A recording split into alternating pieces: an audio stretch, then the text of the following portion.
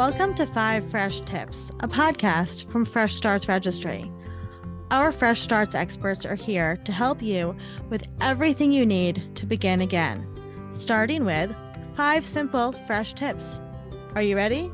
Let's do this.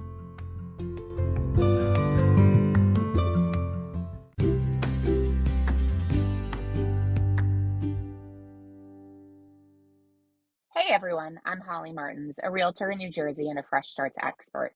And I'm here today with 5 fresh tips for you to help you get your marital home ready to sell and help you get through it sanely. First, you need to figure out where you're going to go. Putting the cart before the horse never works out well, and that applies to real estate too, especially in places like New Jersey where homes seem to sell in a second. The best thing that you can do before you put a for sale sign on your lawn is figure out where you're going to go next. If you're moving in with family, have conversations with them about where you'll be staying within their home and where all of your belongings will go. If you're planning on renting an apartment, you need to start looking at your budget and what's available in your area. And if you're planning on buying a new place, you'll have to have conversations with your money person first, whether that's a financial advisor, accountant, or a lending institution. It's critical for your own peace of mind and for the ease of the transaction to know where you're going to be resting your head at night once the house is up for sale. And remember, if you have pets, you'll need to factor that into conversations if you're staying in someone else's home or if you're going to be renting. Make sure you communicate your plan with your realtor so that they can help guide you through that process and timeline in relation to selling your home. Step 2 is to figure out your timeline. The standard timeline for a closing here is between 30 and 60 days, which is not a lot of time to organize, pack, and move. If you know that you're going to need 5 months in your marital home before you can make a move into your next place, make that crystal clear to your attorney, spouse or ex-spouse, and your realtor. Everyone needs to be on the same page with these timelines. The worst thing that you can do is put yourself in a position to move out before you're actually ready to. And once you've got that timeline established, you'll need to move on to the Herculean step that is number 3, which is to sort through your things and begin purging what you don't want or need. Do you know what the best way to eat a whale is?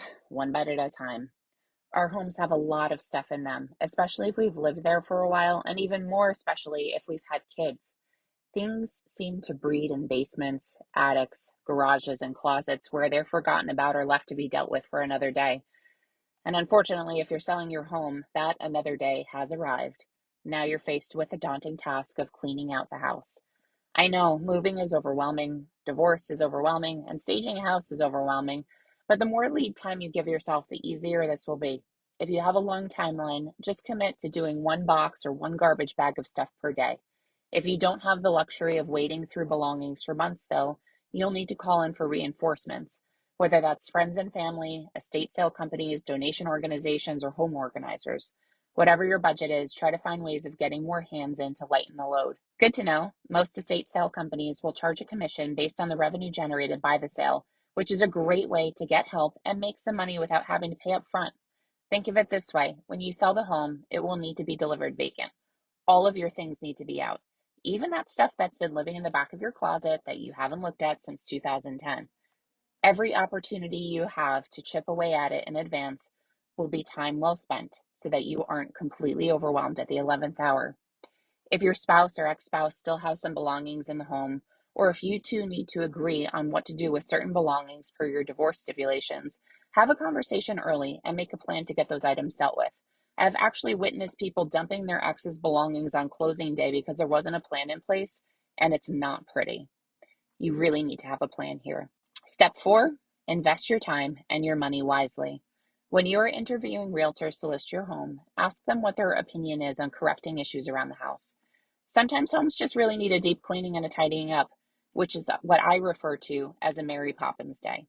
Or there may be inexpensive ways for you to make your home look better in the eyes of a buyer or a home inspector, which will lead you to a better sales price. If you know of any defects, like let's say the water heater is on the fritz or the roof is leaking, be upfront and disclose that so that you can have a conversation about how to address the issue. In some instances, it's necessary to invest in a repair beforehand, but in others, you may be able to negotiate it during the sale process. You'll want to have these conversations early on so that you've got enough lead time to do the work. And make sure you discuss any repairs with your spouse or ex-spouse or attorney before taking them on. You'll want to make sure that any money you invest into the house for the sale is accounted for so that you can be properly and proportionately reimbursed. Remember, the more time you give yourself to prepare, the less stressful this process will be. Item number 5, find representation like Switzerland and play nice. The realtor who you hire to sell the house needs to be a neutral third party who is representing both of the sellers in the house. They are not there to pick sides or play favorites. They're there to ensure that you are selling your house, which is your biggest asset, for top dollar, and that they're advocating for you both. They should also have some experience dealing with divorce listings, and they should be asking both of you on what your concerns, needs, wants, and timelines are.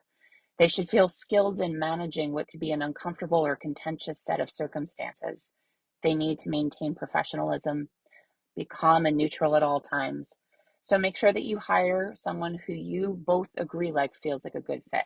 And you'll need to be nice too. Remember, if you co-own the house with your spouse or ex-spouse, you have to agree to the terms of the sale together.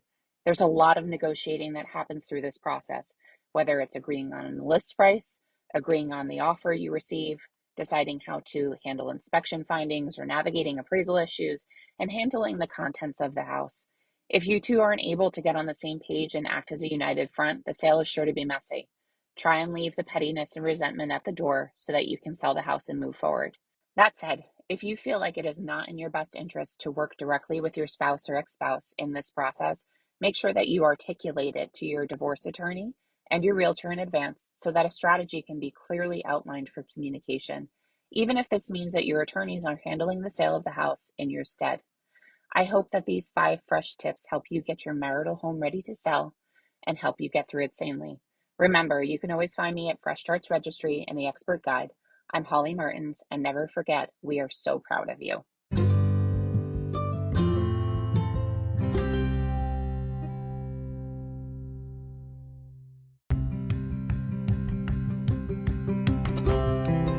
Thank you for listening to 5 Fresh Tips, a podcast from Fresh Starts Registry. To browse the expert resource guide and build your hype team today, head to freshstartsregistry.com/experts. And remember, we are always so proud of you. Keep up the amazing work.